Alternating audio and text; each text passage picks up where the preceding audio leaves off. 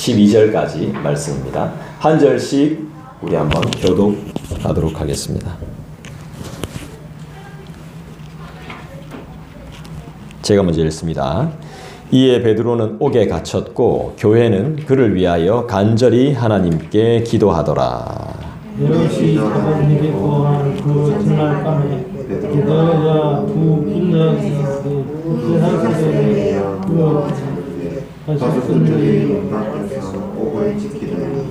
호련히 주의 사자가 나타나매 옥중에 광채가 빛나며 또 베드로의 옆구리를 쳐 깨워 이르되 급히 일어나라 하니 쇠사슬이 그 손에서 벗어지더라. 천사에게 띠를 띠고 심을 쓰느라 베드로가 베드로하니 천사가 또 이르되 겉옷을 입고 따라오라.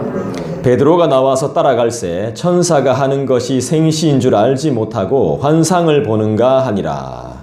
이에 첫째가 지켜내니라 심리로 등하는 때문에 문이 열려 있는지라 나와 한 거리로 향하면 천사가 곧 떠나더라. 이에 베드로가 정신이 들어 이르되 내가 이제야 참으로 주께서 그의 천사를 보내어 나를 헤롯의 손과 유대 백성의 모든 기대에서 벗어나게 하신 줄 알겠노라 하여 깨닫고 마가라 하는 요한의 어머니 마리아의 집에 가니 여러 사람이 거기에 모여 기도하고 있더라. 아멘. 오늘 12장 5절부터 12절까지의 말씀에 제목을 붙여본다면 어떻게 붙일 수 있을까요? 여러분들이 한번 제목을 한번 붙여보신다면 어떤 제목을 붙일 수 있겠습니까? 여러분이 성경을 읽을 때 집중해서 읽었다면 여기에서 나타나는 현상을 보고 바로 제목을 붙일 수 있을 텐데 어떤 제목을 붙일 수 있을까요? 하나님 기억. 그렇죠. 네. 제가 붙인 제목 말고 스스로가 한번 붙여본다면 하나님의 기적이라고 말할 수 있겠죠. 여러분 성경을 읽을 때 특히나 우리가 로마서를 대할 때는 사도행전의 빛 아래서 대하는 게 상당히 좋습니다.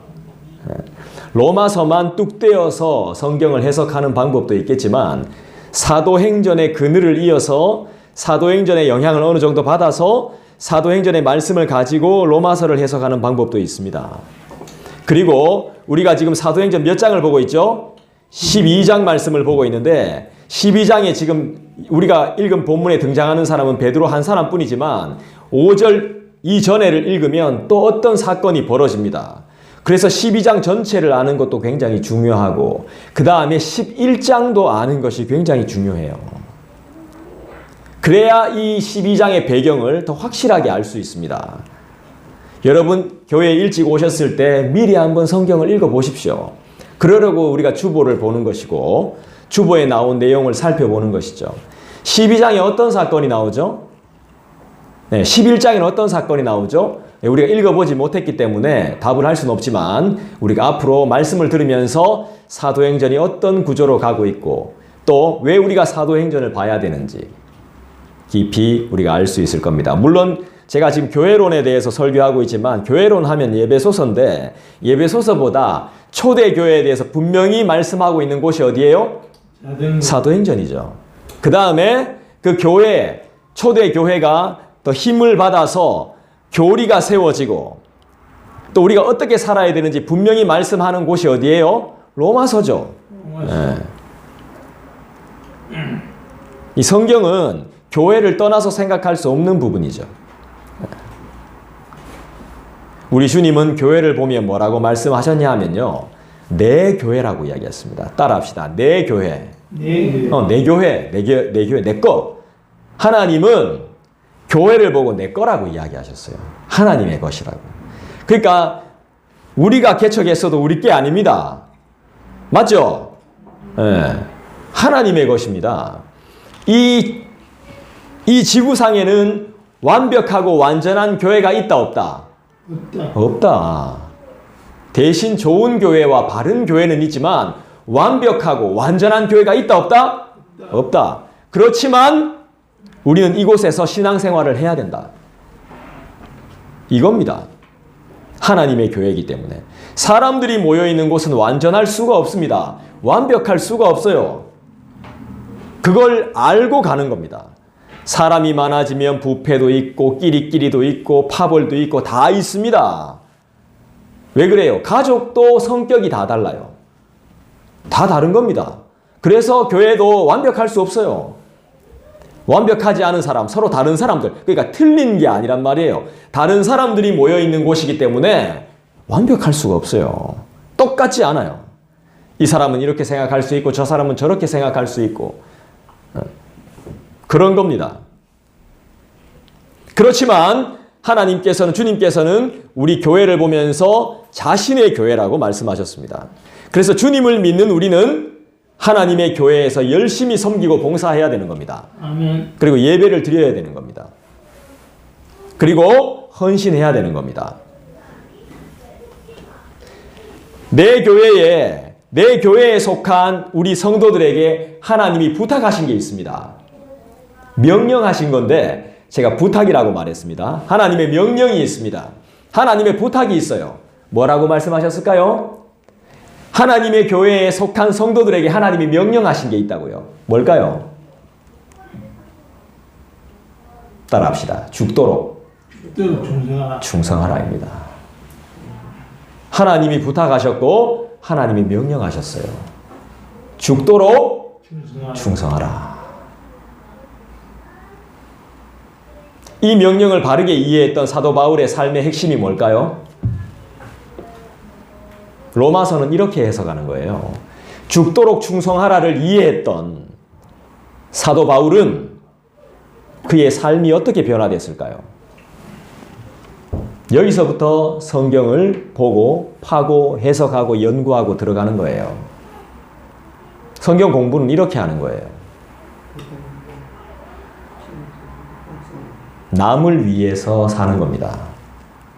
죽도록 충성하라는 명령을 이해했던, 바르게 이해했던 사도 바울은 자기 자신을 위해 살지 않습니다. 지금 사도들 보십시오, 사도들. 사도들은 자기 자신을 위해서 살지 않아요. 누굴 위해 살죠? 주를 위해 살고 남을 위해 살아요. 그게 뭡니까? 나 중심에서 상대방과 공동체와 교회로 내 삶이 바뀌는 거예요. 그게 진짜 그리스도인이에요. 나의 관심이 바뀌는 거예요. 내 관심은 여기에 없어요. 내 관심은 딴 데 있어요. 이 정상이에요. 내 중심대로 살아요. 내가 주인공이에요. 내가 하고 싶은 대로 살아요. 그러니까 어떻게 돼요? 골병이 드는 거예요. 사람이 움직이려면 뭐가 필요해요? 근육이 필요하죠? 근육으로 움직여야 되죠. 근데 근육을 쓰기가 귀찮은 겁니다. 그러니까 뭘 사용하죠? 인대와 뼈를 사용하는 겁니다. 그러니까 사람이 골병이 드는 거예요. 하나님의 말씀으로 습관이 되지 않고 훈련이 되어져 있지 않으니까 내 생각과 내 마음과 내 관심으로 삶을 사니까 골병 드는 겁니다. 병 드는 거예요. 저도 운동하는 거 참 싫어하거든요. 그러니까 맨날 허리가 아프면 맨날 허리가 아프고 젊은데 손목이 아프고 막. 운동하듯이 일을 해야 되는데 운동하듯이 그렇게 해야 되는데 인대를 사용하고 뭐 인대 나가고 막 뼈 부러지고 뼈 금가고 근육이 없으니까 설교 준비할 때도 애를 먹는 거죠. 막. 기초가 안 돼 있으니까. 개척에서 제가 그 작업을 했습니다. 그 작업을 5년 동안 기초를 세우려고.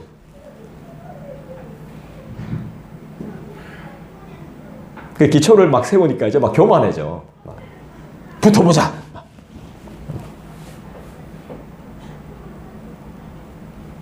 그러고 나서는 뭘 해야 될까요? 기초가 세워졌으면 기도를 해야 되는데 막 싸우려고 하는 거예요.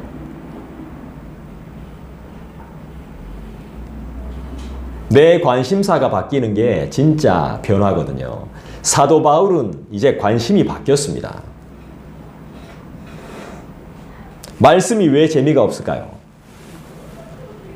왜 설교가 지루하죠? 왜 교회에 오기 싫죠? 왜 기도하는 것이 귀찮죠? 내가 좋아하는 것이 따로 있기 때문입니다. 죽도록 충성하는 것이 뭔지 모르기 때문이죠. 내 관심에서 기도와 설교와 성경 공부와 또 뭡니까? 예배는, 교회는 멀리 떨어져 있기 때문입니다. 그러니까 재미없고 지루하고 하기가 싫은 거죠. 막 주리를 틉니다. 내 관심은 딴 데 있습니다. 오늘 본문의 말씀에 베드로가 등장하고 있습니다. 우리 주님은 베드로에게도 분명하게 말씀하셨습니다. 예수님이 베드로를 만나셨을 때 내가 내 교회를 세우리니, 내가 나의 교회를 세우리니 음부의 권세가 이기지 못한다 라고 예수님이 베드로에게 분명하게 말씀하셨습니다. 내 교회는 복잡하고 싸움이 일어나고 다툼이 있고 열심히 안 한다 해도 사람들이 절대로 음부의 권세가 이기지 못한다. 예수님이 분명하게 선포하셨습니다. 너네들이 아무리, 교회에 속한 너희들이 아무리 우리 교회에 관심을 내 교회에 관심을 두지 않더라도 절대로 음부의 권세가 이기지 못할 것이다. 교회는 망하지 않는다. 할렐루야. 우린 주님이 세우신 이 교회를 어떻게 생각해야 될까요? 따라합시다. 내 몸과 같이. 네, 그렇게 생각하는 겁니다. 하나님의 교회를 내 몸처럼 생각하는 겁니다. 그래서 저는 전깃불 켜놓는 것도 아까운 겁니다. 내 몸이기 때문에. 사람이 없는 곳에 불 끄고 아까운 거예요. 그런 것들이. 아끼는 겁니다. 내 몸처럼.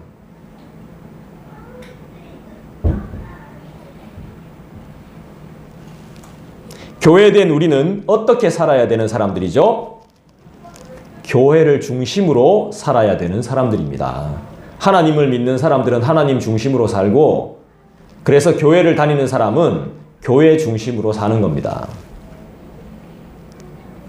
교회가 우선입니다.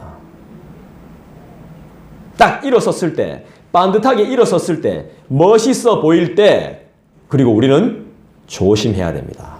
뭔가를 알게 됐을 때, 좀 나아졌을 때, 변화가 됐을 때, 어느 정도 성숙했을 때, 어느 정도 성장했을 때 우리는 더 조심해야 됩니다. 왜요? 미혹과 유혹이 항상 우리를 가만두지 않기 때문입니다. 넘어질까 봐 조심해야 됩니다. 일어선 사람들은 넘어질까 조심해야 돼요. 그게 우리의 삶입니다. 그래서 튼튼한 다리도 우리는 어떻게 해요? 두드려보고 확인해보고 갑니다. 그게 우리의 삶입니다. 조심조심해서 사는 삶. 이걸 호사다마라고도 하죠. 누군가 이 말을 정말 잘 씁니다. 껄핏하면 호사다마데이, 호사다마데이 하는데, 호사다마의 뜻이 뭐예요? 좋은 일이 있으면 어떻게 나쁜 일이 생겨? 네, 반드시 있다는 거죠. 호사스러운 일이 있으면 마가 낀다는 겁니다. 마. 호사다마. 좋은 일이 많으면 마가 반드시 있다는 겁니다. 조심하라는 겁니다. 그래서 우리는 교회 중심으로 살아야 안전합니다. 듣기 싫은 소리도 좀 들어야 됩니다. 그래야 안전해요.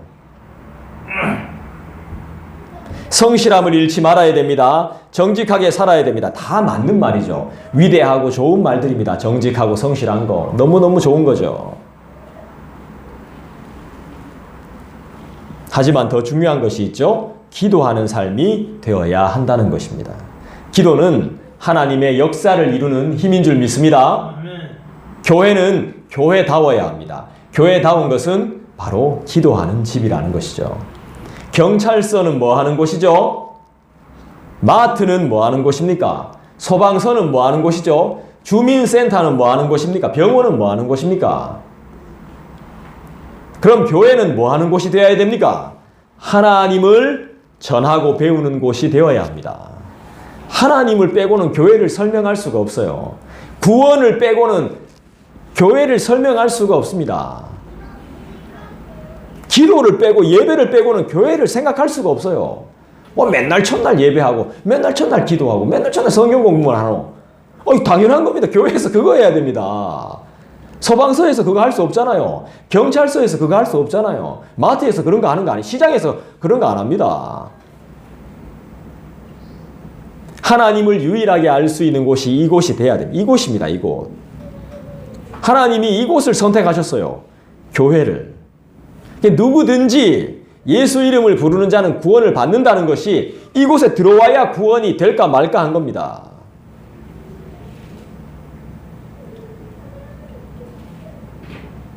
다른 곳에 가서는 예수 이야기를 들려줄 수가 없고 들을 수도 없죠.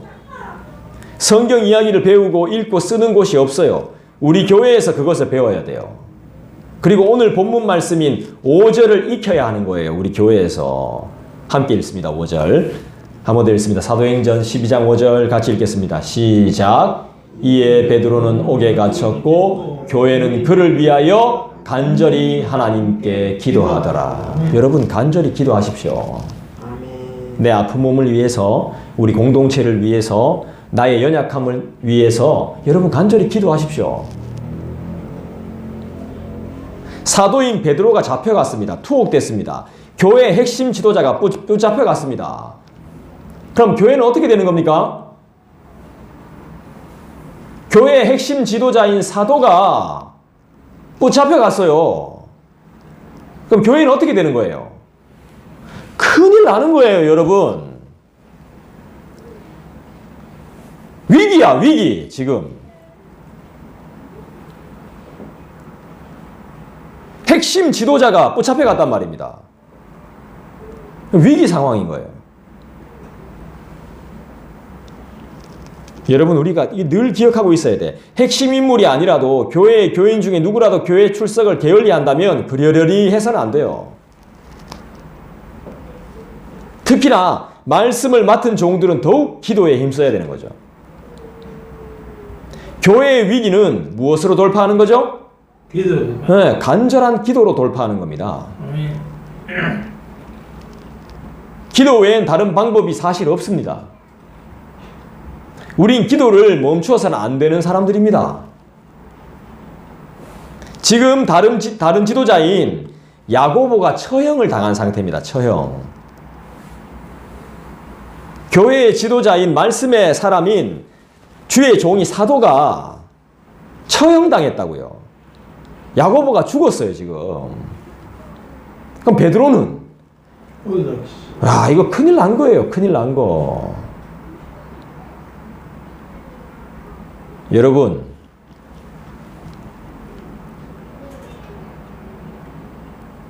교회 지도자를 탁 치면 어떤 일이 발생할까요? 대형 교회나 우리 대형 교회는 아니겠지만 우리 한국을 대표하는 교회를 망가뜨리면 어떻게 될까요? 네, 흩어지. 네, 흩어집니다. 사람들이 쫓는단 말입니다. 그 효과를 지금 누리는 거예요. 아주 훌륭한 사람, 위대한 사람, 지금 막 일을 열심히 하고 있는 사람, 사람들이 다 쳐다보고 있는 사람을 탁 치면 사람들이 흔들립니다. 대표가 딱 무너져 버리면 막 흔들리게 돼 있습니다. 안 그런 것 같죠? 그래 돼요.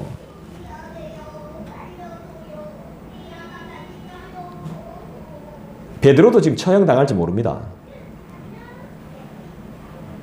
여러분 기도를 우습게 보지 마십시오. 기도한다고 다 되나? 이런 소리도 하지 마세요. 제대로 기도하고 여러분들이 말씀하셔야 됩니다. 정말 아무것도 안 하고 기도만 1년 정도 해보고 그런 말씀하시면 제가 그렇게 말씀하시는 분에게 무릎 꿇고 그 이야기를 듣겠습니다. 그분의 사상과 그분의 생각을, 그분의 믿음을 그대로 제가 다 받아들이겠습니다. 부부가 두 손 모아 기도한다는 것, 우리 자녀들에게 기도를 훈련시킨다는 것, 가정에서 가정 예배 중에 기도한다는 것.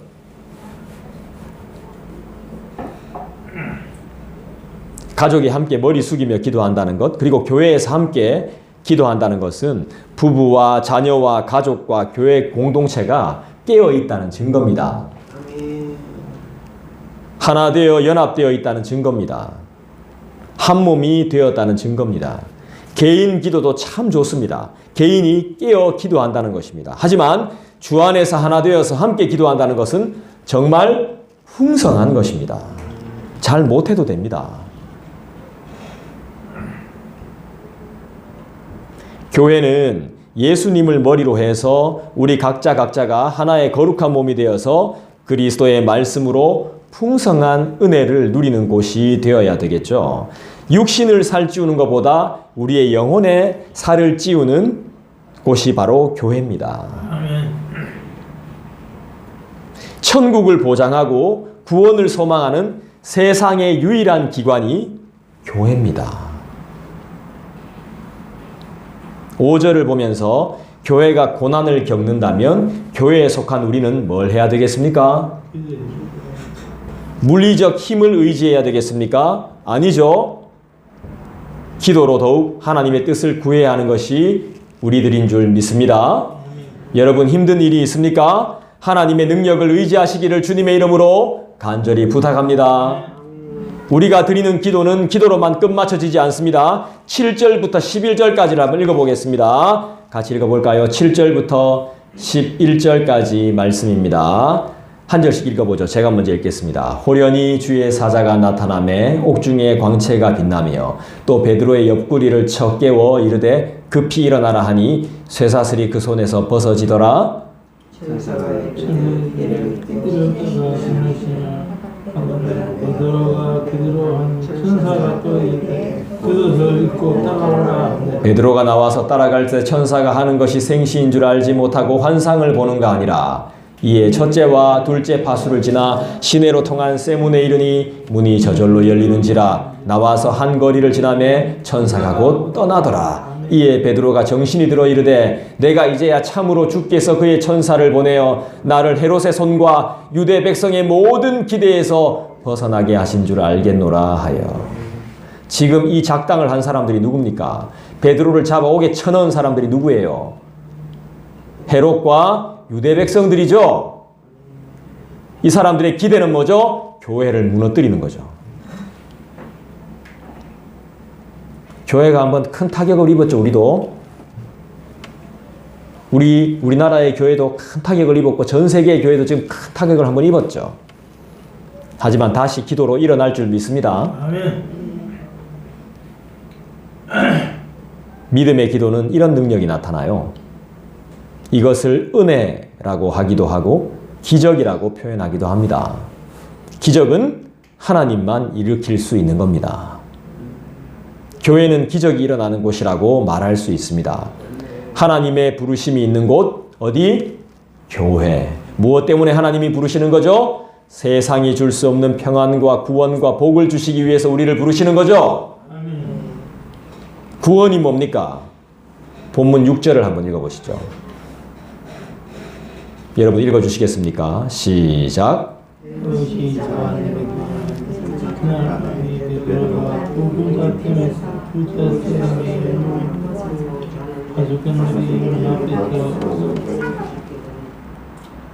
뭡니까?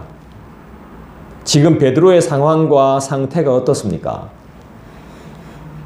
꼼짝달싹 할 수 없고 탈옥을 감행하거나 구출되거나 탈출이 전혀 불가능한 상태 아니겠어요? 멀쩡하게 살아나갈 수 없을지도 모르는 상태죠. 전날 밤이라고 했습니다. 전날 밤. 헤롯이 잡아내려고 하는 그 전날 밤에 이게 무슨 뜻일까요? 전날 밤. 사형 언도를 받기 전날 밤일지도 몰라요. 다음 날 죽을지도 모르는 겁니다. 끔찍한 상황이 지금 펼쳐지고 있는 겁니다.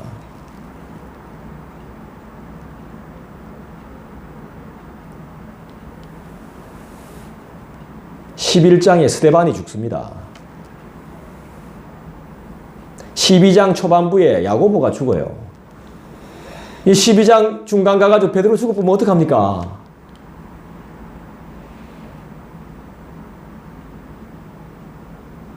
지금 예수님을 너무 잘 믿고 예수님을 잘 전하고 있는 주의 종들이 죽어가고 있습니다. 돌 맞아 죽고, 야고보는 어떻게 죽었죠? 카레치. 예. 12장 1절 봅시다. 12장 1절. 1절, 2절. 여러분 읽어주세요. 시작. 그때 그것을 사람을 가하여 그 안에 있는 야곱을 칼로 죽였다.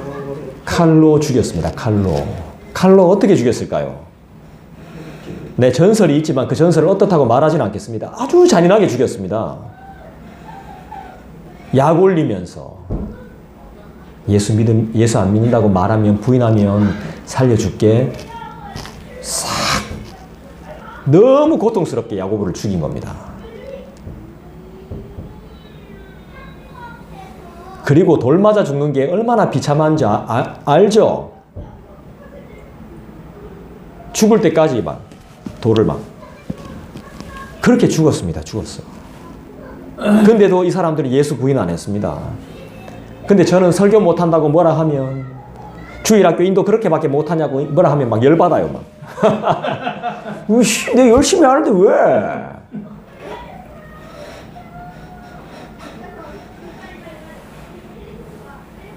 믿음의 역사가 일어날 수 있겠습니까? 이거 딱 보니까 사도행전 보니까 막 아멘.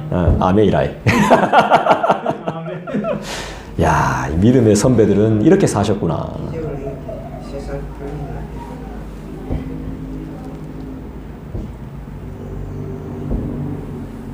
베드로는 이 상황 가운데 자기가 할 수 있는 게 뭘까요?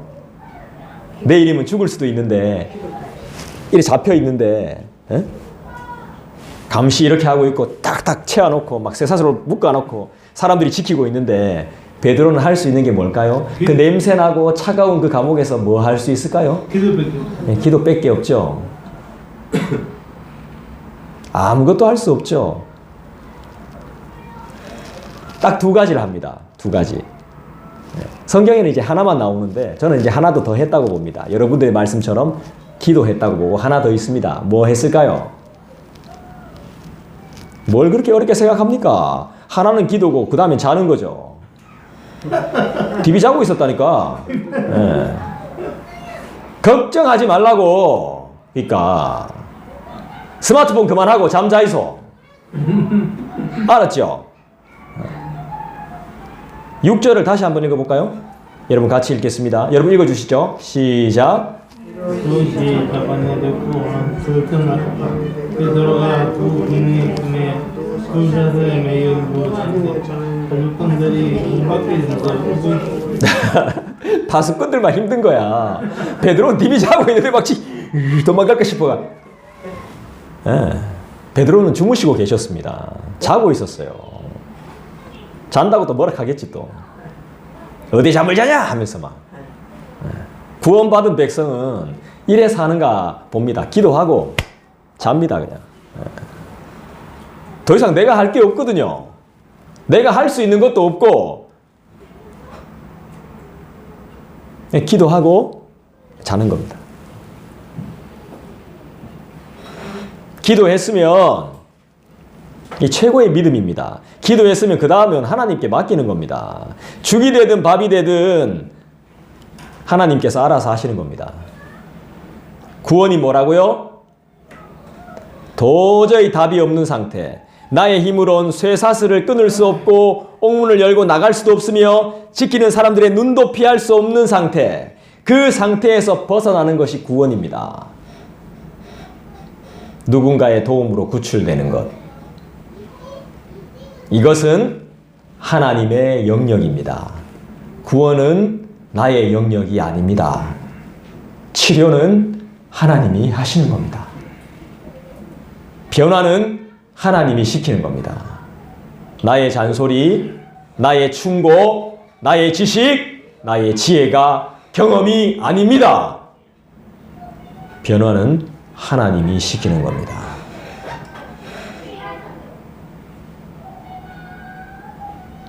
하나님만 하실 수 있는 것이 바로 우리의 구원입니다. 여러분을 깊은 죄악에서 건지시기 위해 구원하시기 위해 하나님께서 여러분을 이곳에 부르신 것임을 믿으시기 바랍니다. 교회가 이 땅에 존재해야 하는 이유가 하나님을 보여주기 위한 것이죠. 단 하나뿐인 유일한 곳이 여기입니다. 여기. 교회는 기도하는 곳이며 하나님의 응답이 있는 유일무이한 곳입니다. 기도하면 우리의 삶에 어떤 변화가 일어납니까? 위기가 기회로 바뀝니다. 위기가 기회가 되는 사건, 우린 그것을 은혜와 기적이라고 부릅니다. 교회는 어떤 곳입니까? 주님의 부름을 받은 자들의 모임이죠.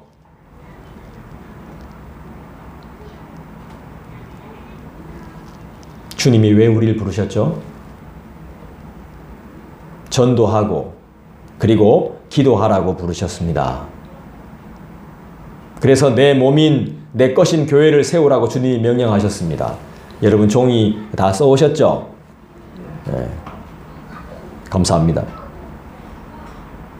그래서 내 몸인 내 것인 교회를 세우라 주님이 명령하셨습니다. 우린 주님의 교회를 세워가는데 부름받은 사명자들임을 믿습니다. 사명자는 뭐 하는 사람? 기도하는 사람. 기도하는 사람은 어려운 일이 있다 없다? 없다. 하나님께 맡기고 자면 되니까. 믿음으로 일하기 때문이고 나의 기도를 들으시는 주님의 능력을 강력하게 믿기 때문이죠. 우리의 기도의 자세는 어때야 될까요? 5절 읽어볼까요? 5절 한번 더 읽어봅시다. 시작. 옥에 갇혔고 교회는 그를 위하여 간절히 하나님께 기도하더라. 기도자의 자세는 어때야 돼요? 기도는 어떻게 해야 돼요? 그렇습니다. 간절히. 12절도 한번 읽어볼까요? 같이 읽습니다. 시작. 깨닫고 마가라 하는 요한의 어머니 마리아의 집에 가니 여러 사람이 거기에 모여 기도하고 있더라. 간절하고 함께 기도해야 돼요. 늘 해야 돼요. 쉬면 안 돼요. 간절히의 원어적인 의미는 멈추지 않는다는 뜻을 가지고 있는 거예요.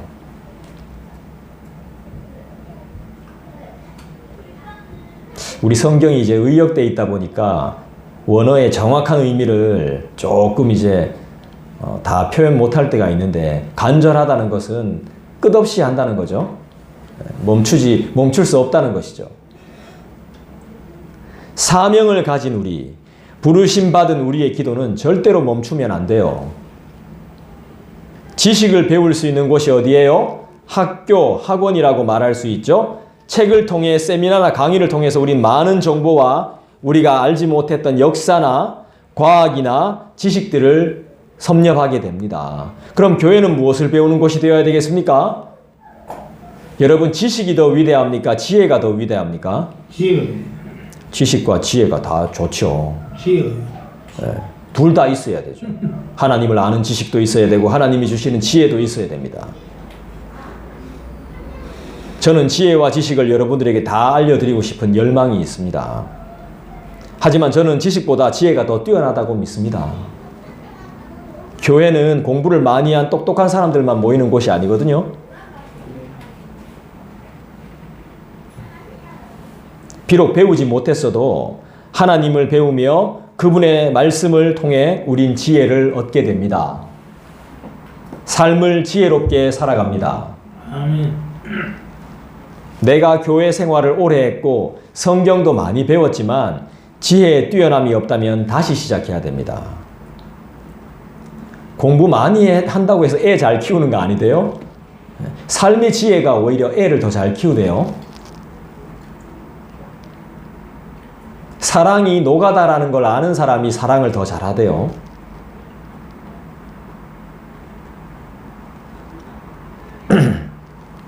기초부터 다시 처음부터 새롭게 시작하는 것이 옳습니다. 나 자신을 위해서입니다. 그리고 우리를 위해서입니다. 그 시간이 우리에게 가장 필요한 것입니다. 더 늦기 전에 기초부터 하시기 바랍니다. 교회는 어떤 곳입니까? 하나님의 지혜에 뛰어남을 맛보아 하나님께 머리 숙이고 무릎 꿇는 곳이 교회입니다. 전도서 말씀을 한번 찾아보겠습니다. 전도서 2장 구약성경 949쪽 전도서 2장 949쪽 구약성경 949쪽입니다.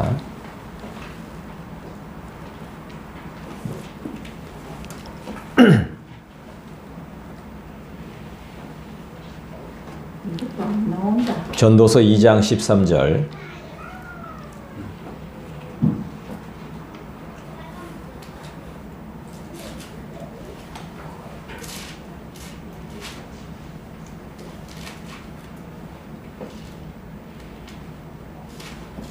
다 찾으셨으면 여러분들이 한번 읽어주시겠습니까? 전도서 2장 13절 읽어주시죠. 시작. 내가 보니 지혜와 우매보다 뛰어나니 빛이 어둠보다 뛰어난 것 같다. 여러분 이렇게만 보면 말씀이 무슨 뜻인지 알겠습니까? 내가 보니, 내가 잘 보니까, 딱 보니까, 계속 지켜보니까 우매보다, 우매가 뭡니까? 어리석은 거죠, 그죠? 어리석음보다 뛰어남, 지혜로움이 빛이 어둠보다 뛰어남 같도다. 이 무슨 말인지 알겠어요? 이 말씀이 무슨 말이냐 하면 이 시대에 많은 사람들이 어리석게 살고 있다는 거예요. 그게 뭐냐? 지혜와 우매함을 비교하고 있더라는 겁니다. 지혜와 어리석음은 비교의 대상이 아닙니다. 차원이 달라요.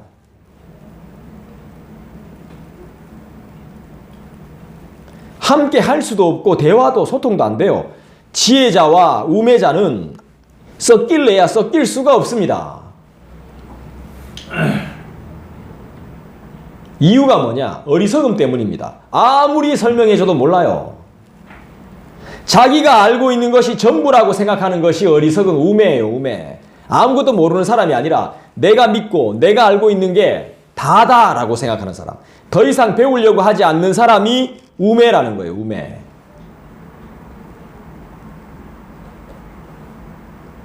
그러면 자기가 알고 있는 걸 전부 다 이해하고 있어요? 내가 보니까 이게 정말 좋아. 이게 다야. 이거 다 아닙니다, 여러분. 그게 다라고 생각하는 자체가 우매한 거예요. 인간 세상에는 더 좋고 더 좋고 더 좋은 것들이 엄청 많습니다. 시간이 지남에 따라. 옛날에는 몰랐는데 이게 정말 좋은 거였네? 이런 것도 정말 많고요. 여러분, 내가 알고 있는 거 다 이해하고 있습니까? 그리고 내가 이해하고 있는 모든 것들을 딱 핵심만 짜내가지고 딱 한마디로 요약할 수 있습니까? 모른다는 거죠. 자기가 배우고 있는 것을 들어도 몰라요. 심지어는 자기가 가르치고 있는데 이 가르치는 내용이 뭔지도 몰라. 그러면서 가르치고 있어. 이게 우매입니다, 우매. 원리도 모르면서 그냥 하고 있는 거야, 배운 대로. 학교 선생님들이 그런 말씀 하시더라고요. 내가 뭐 알아서 가르칩니까? 밥 먹고 살라고 가르치지. 이렇게 이야기하시. 깜짝 놀라서 나는 진짜. 아이, 거짓말 하지 마세요. 뭐 그런 말이 있으면 나 잘 몰라요 이거. 물어보지 마세요 이렇게 하더라고요.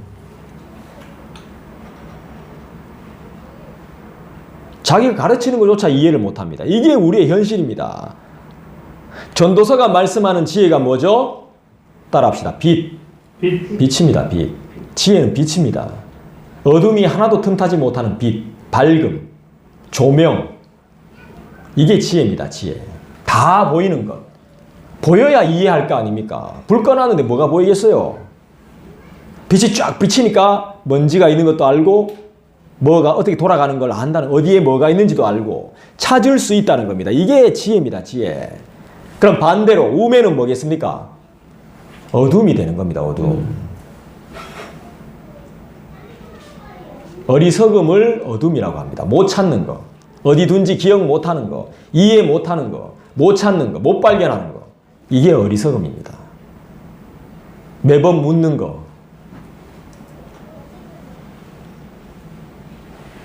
우리의 서글픈 현실이죠. 소경이 인도하면 다 죽습니다. 교회는 기도하는 곳이죠. 그리고 인간의 지식이 아니라 하나님의 지혜가 흘러 넘쳐야 하는 부르심을 받은 자, 구원을 위해서 선택을 받은 자들의 모임이죠. 그래서 저는 늘 기도합니다. 주님, 바른 지혜를 허락해 주십시오. 소경이 되지 않게 인도해 주십시오. 길게 기도하지 않습니다. 하지만 오늘 본문 5절의 말씀처럼 정말 간절하게 기도합니다. 여러분, 오늘 이 말씀이 우리에게 그리고 우리 교회에 주시는 위로와 교훈과 깨달음이 뭡니까? 간절함이라는 것입니다. 간절함. 간절히 기도하고 간절히 예배하고 간절히 말씀 듣고 간절히 준비하고 간절히 기록하고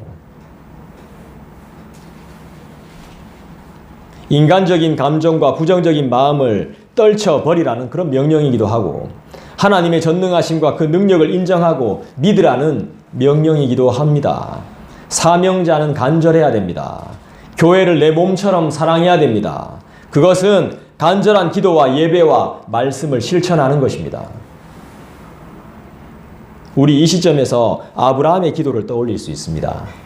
창세기 한번 가볼까요? 창세기 18장. 기도하면 아브라함의 기도 아니겠습니까? 그죠? 창세기 18장으로 가볼까요? 찾는데 어렵지 않죠? 창세기는 성경 맨 앞에 있으니까 여러분들이 찾으시는데 전혀 어려움이 없을 거라고 봅니다. 창세기 18장으로 가봅시다. 22절. 조금 깁니다. 22절. 22절부터 33절까지 말씀을 봐야 됩니다. 창세기 18장 22절부터 33절까지 말씀입니다.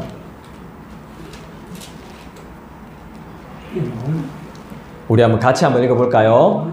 시작. 그 사람들이 거기서 떠나 소돔으로 향하여 가고 아브라함은 여호와 앞에 그대로 섰더니 아브라함이 가까이 나아가 이르되 주께서 의인을 악인과 함께 멸하려 하시나이까.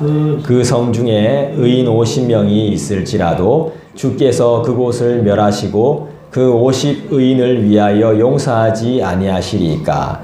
주께서 이같이 하사 의인을 악인과 함께 죽이심은 부당하오며 의인과 악인을 같이 하심도 부당하니이다. 세상을 심판하시는 이가 정의를 행하실 것이 아니니까. 여호와께서 이르시되 내가 만일 소돔 성읍 가운데에서 의인 50명을 찾으면 그들을 위하여 온 지역을 용서하리라. 아브라함이 대답하여 이르되 감히 주께 아뢰나이다. 50의인 중에 5명이 부족하다면 그 5명이 부족함으로 말미암아 온 성읍을 멸하시리까. 이르시되 내가 거기서 45명을 찾으면 멸하지 아니하리라. 아브라함이 또 아뢰어 이르되 거기서 40명을 찾으면 어찌하려 하시나이까. 이르시되 40명으로 말미암아 멸하지 아니하리라. 아브라함이 이르되 내 주여 노하지 마시옵고 말씀하게 하옵소서. 거기서 30명을 찾으면 어찌하려 하시나이까. 이르시되 내가 거기서 30명을 찾으면 그리하지 아니하리라. 권사님 못 찾으셨어요? 18장 창세기 18장. 창세기 18장. 왜 저한테 짜증을 냅니까? 창세기 18장을 이야기했는데. 창세기 18장 지금 31절까지 읽었죠? 31절 읽었죠? 32절. 31절 읽을 차례입니까? 네, 31절 보겠습니다. 아브라함이 또 이르되 내가 감히 내 주께 아뢰나이다. 거기서 20명을 찾으면 어찌하려 하시나이까. 이르시되 내가 20명으로 말미암아 그리하지 아니하리라. 아브라함이 또 이르되 주는 노하지 마옵소서. 내가 이번만 더 아뢰리이다. 거기서 10명을 찾으시면 어찌하려 하시나이까. 이르시되 내가 10명으로 말미암아 멸하지 아니하리라. 여호와께서 아브라함과 말씀을 마치시고 가시니 아브라함도 자기 곳으로 돌아갔더라. 하나님의 강력한 임재 앞에 아브라함이 뭘로 나아가죠? 기도로 나아갑니다.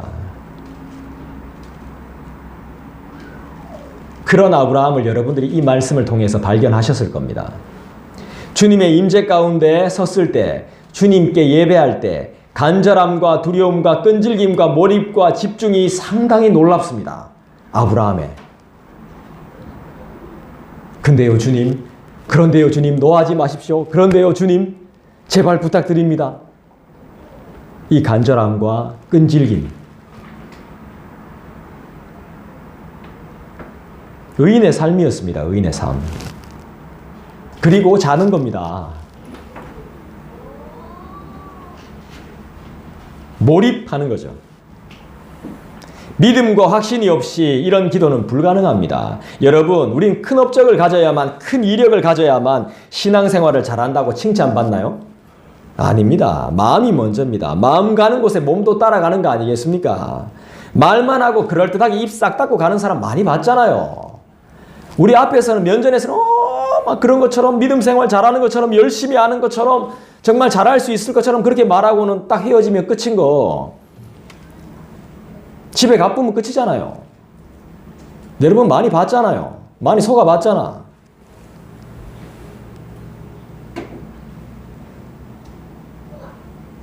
그런데 우리가 그렇게 똑같이 살면 어떡합니까? 앞에서는 막 그럴듯하게 막 하면서 딱 뒤돌아서면 그냥 입 싹 닦아뿐 언제 그랬냐는 듯이 연락도 안 되고 보이지도 않고. 아브라함은 그저 하나님 앞에 간절한 마음 하나뿐이었습니다. 다른 거 없었어요. 주님, 소돔과 고모라가 타락하고 배교하고 배은망덕하고 온갖 죄란 죄는 다 저질렀어도 멸망만은 제발 안 됩니다, 주님. 멸망은 피하게 해주십시오. 다시 한 번만 생각해 주십시오. 하는 그 마음, 간절한 소원으로 믿음의 아버지, 의인이 된 겁니다. 여러분, 마음만 있으면 내 몸과 같이 사랑할 수 있습니다. 얼마든지 좋았던 때로, 행복한 때로 회복이 가능합니다. 이렇게 힘들고 아프고 괴로운 이유는, 우리가 늘 울어야 되는 이유는 하나님의 사랑이 우리 안에 없기 때문일 수도 있습니다. 여러분, 상한 마음이 회복되길 기도하셔야 됩니다. 우린 교회입니다. 교회로 다시 회복시키시길 정말 간절히 기도하셔야 됩니다. 간절한 기도는 특별한 사람들만 하는 기도가 아니었더구만요. 응답도 마찬가지죠. 누구나 기도할 수 있고 우리 모두가 받을 수 있는 것이 응답입니다. 할렐루야. 우리 모두의 간구를 통해 이 교회는 부흥할 것입니다. 그리고 우리 자녀들도 힘있고 능력 있는 사람들로 잘 성장할 것을 믿어 의심하지 않습니다. 그러기 위해선 여러분들이 죽도록 충성해야 됩니다. 막상 앞에 서보면 힘듭니다.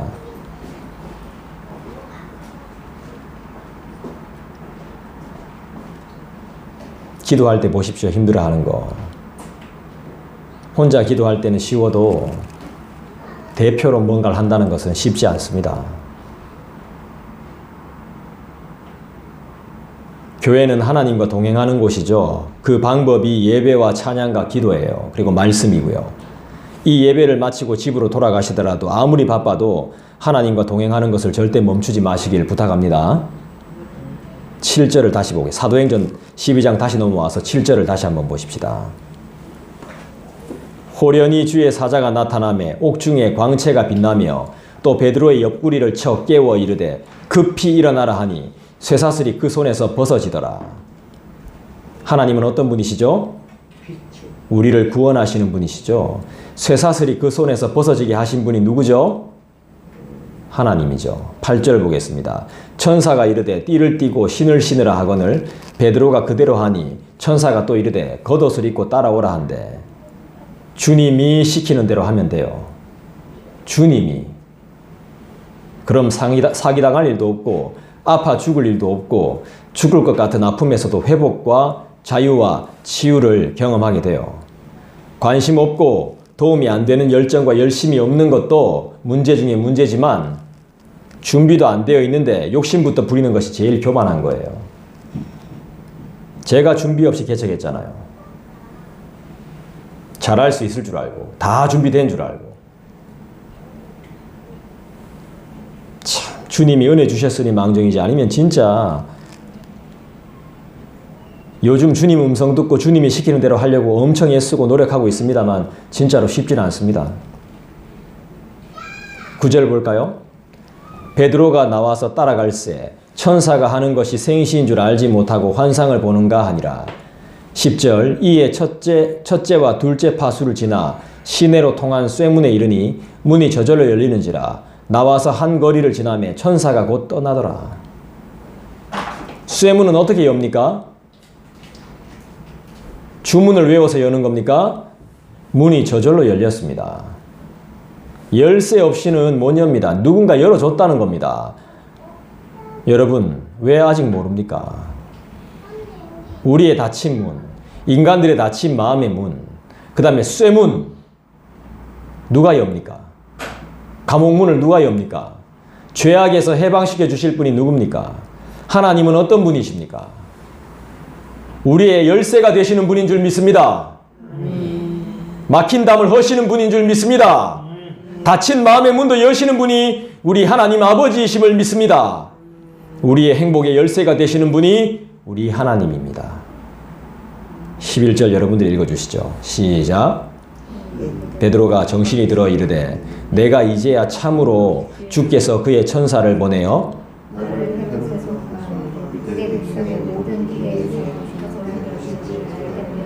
여러분들의 기대는 뭐죠? 잘 먹고 잘 사는 겁니까? 유대 백성들의 기대가 뭡니까? 스데반 때려 죽였으니까 교회가 한번 툭 기둥이 하나 날아갔죠? 칼로 야고보 죽였으니까 또 기둥이 하나 날아갔죠? 겨우 버티고 있는데 이제 베드로까지 쓰러뜨리면 교회는 풍지박산 나는 거고 다 흩어지는 겁니다.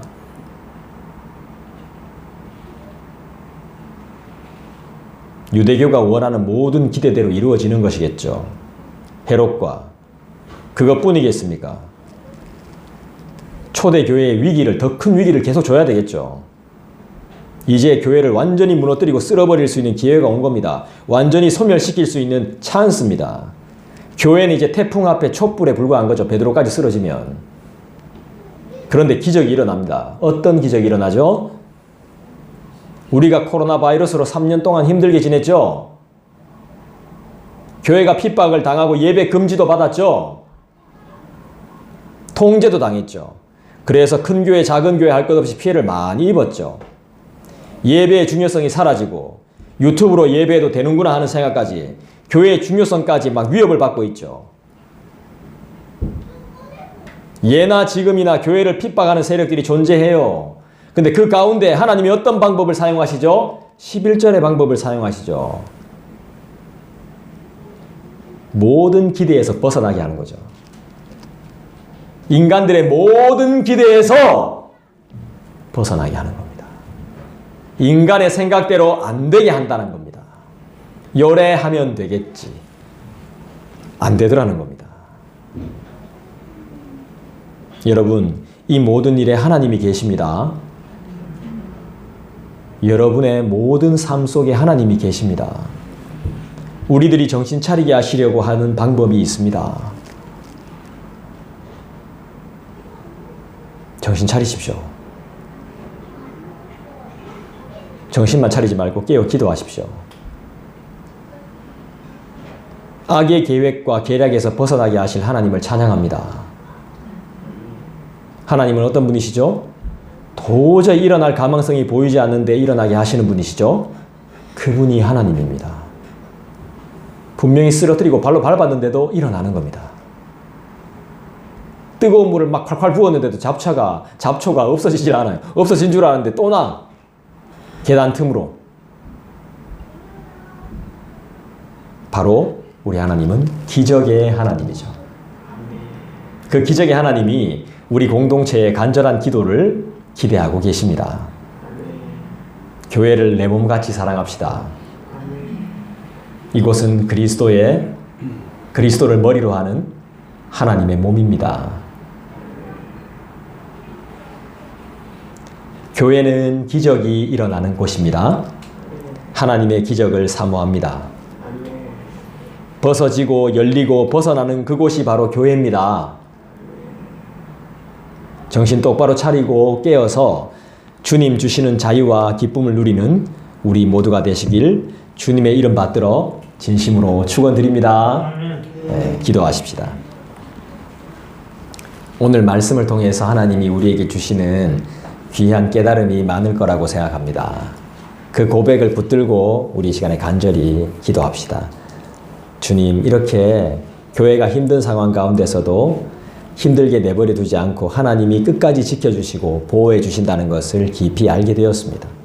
우리도 하나님 한 분께만 기대하겠습니다. 사람의 나의 계획과 기대가 아니라 하나님 주시는 그 기대함을 내가 가질 수 있도록 도와주시옵소서. 우리를 진실로 변화되게 하시며 더욱더 깨어 기도하게 하셔서 사명을 이룰 수 있는 우리 공동체가 될 수 있도록 우리 이 시간에 다 같이 마음 모아 개인적으로 기도하는 시간 가지겠습니다.